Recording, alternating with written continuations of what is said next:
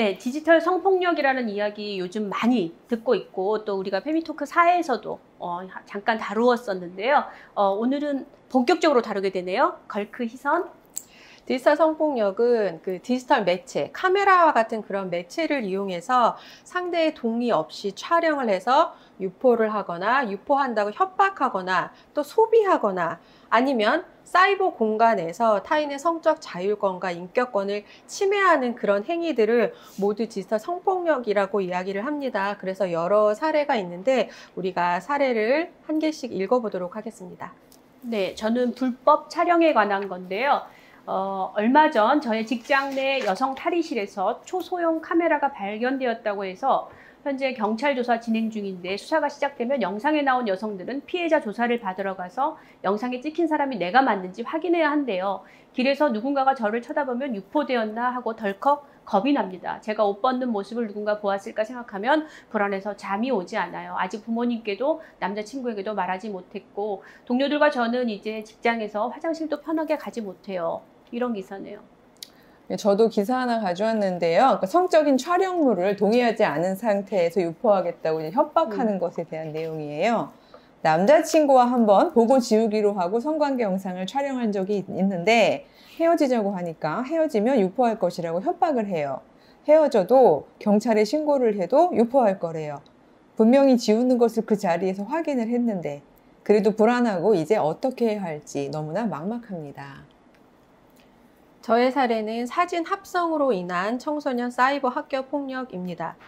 학교에 가기가 싫어요. 잘 나온 사진을 카카오 푸사로 올렸는데 지난학기 누군가 그 사진을 무단으로 가져가서 다른 여성의 나체 사진과 제 신상 정보를 합성한 것이 텀블러, 트위터를 통해 삽시간에 퍼졌어요. 해당 게시물은 이제는 삭제되었지만 여전히 그 사진은 어딘가에 존재하는 느낌이라 수군거리는 사람들의 시선이 느껴져요. 정신과 치료와 상담을 받는 상태인데요. 부모님은 그게 네가 아니면 됐지 왜 나약하게 그러냐라고 저를 이해하지 못하세요 라는 사례입니다. 기성세대에 의해서 디지털 미디어 기기를 이용해서 이렇게 그루밍을 하면서 나중에 결국은 성폭력 정도로 가는 것들이 있는데요. 채팅 앱을 통해서 30대 아저씨와 채팅을 주고받는 사이가 되었어요. 부모님이 바쁘신 와중에 그 아저씨는 중학생인 저의 학교 생활과 친구들에 대한 고민을 잘 들어주고 위로해줬어요. 가끔 카톡으로 선물을 보내주기도 해서 점차 의지하게 되었는데 제 모습이 보고 싶다고 했고 거절하기 어려워서 얼굴 셀카를 보내주는 것으로 시작해서 점차 수위 높은 사진을 보내주게 됐어요.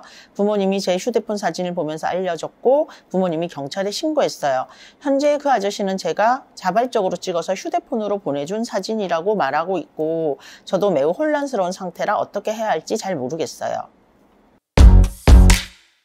참 여러 가지 사례를 읽어봤는데 여러분들 사례를 읽으면서 좀 어떠셨나요? 저 같은 경우는 이제 딸 둘을 키우고 있는 엄마인데 아이들한테 화장실 갈 때 조심해라. 어디서 혹시 사진 돌아가고 있는지도 모른다. 이렇게 이야기하는 그 상황 또 제 자신이 너무 슬픈 것 같아요. 왜 우리가 조심해야 되지? 그렇죠. 저 같은 경우는 일단 저희는 그런 세대가 아니잖아요. 그런 세대가 아니기 때문에 많은 거를 민감하게 못 느꼈는데 특히 이제 대학생 벗들이 이야기해주면 실제로 당한 친구들이 너무 많고 특히 고등학생 때 당한 친구들도 있고 그래서 이제 화장실을 못 가서 방광염에 걸렸다라고 하는 젊은 여성들의 목소리를 굉장히 많이 들어봤어요. 어떻게 이게 이렇게까지 일반적인 이야기가 되었는지 안타깝습니다. 근데 결국은 이게 이제 과학기술 혁명이 그러니까 해체되지 않은 남성 중심적인 성 시각하고 결부되어서 만들어지는 거라서 저는 이 새로운 것도 있지만 또 여전히 지속적인 것도 있는 것 같아요. 그러니까 어떻게 해야 할지 이 부분을 저희가 이제 차근차근 다루어 보아야 하는 문제겠죠? 정말 세상이 왜 이렇게 되는지 모르겠는데 할 말이 정말 많지만 오늘은 정의와 사례 유형을 살펴본 것 정도로 정리를 하고 우리가 이제 다음 시간에 또 천천히 알아보도록 하겠습니다. 여러분들은 구독과 좋아요를 기다려주세요. 안녕.